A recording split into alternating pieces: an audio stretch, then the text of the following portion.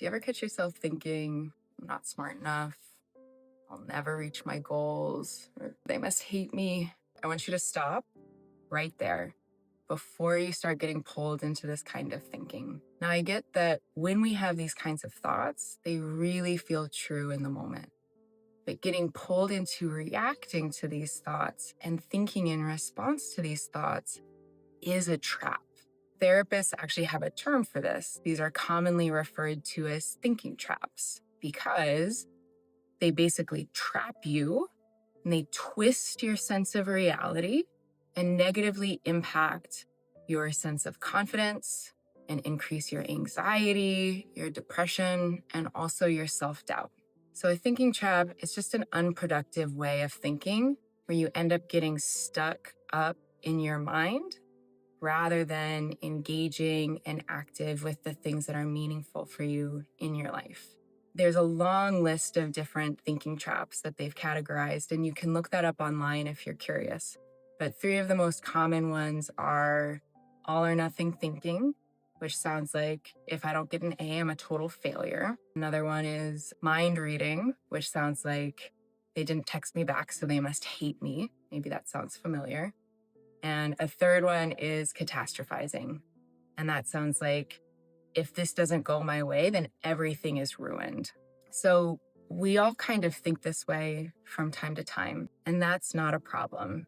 Again, it becomes problematic when we really get stuck in this kind of thinking because it can affect your mood, your relationships, and your self-esteem. I'm going to give you 3 steps for how to get unstuck from thinking traps. The first is to acknowledge what's happening, name it. Say, I'm thinking, I'm stuck in a thinking trap.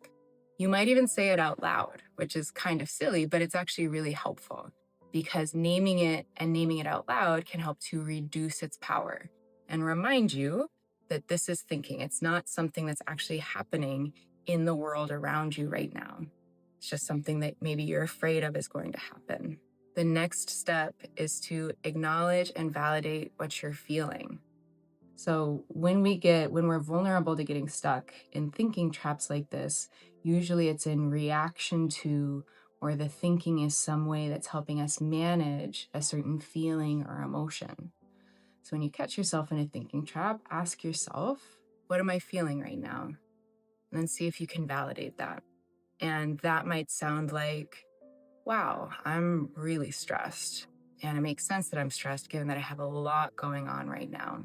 And that can be a great kind of formula for validation. If you're new to validation, is acknowledging what's happening and saying it makes sense that I'm feeling this way, given that blank is going on in my life right now.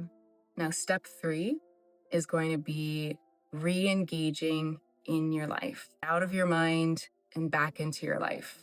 Make the moment about something other than your thinking. Color something, walk the dog, do your homework, call a friend, play a game, literally anything. But put your attention on what you're doing and watch out for your mind, which means as you notice those kinds of thoughts continuing to show back up, which they will, it's not engaging with them. Or when you find yourself engaging with them, just disengaging and putting your attention back on what you're doing. And when we do this over and over again, when we disengage from this kind of thinking, sometimes we find that it grows less strong. Thinking traps are sneaky, but you don't have to stay stuck. There are tools and support. You can learn more about those if you follow BTheOne.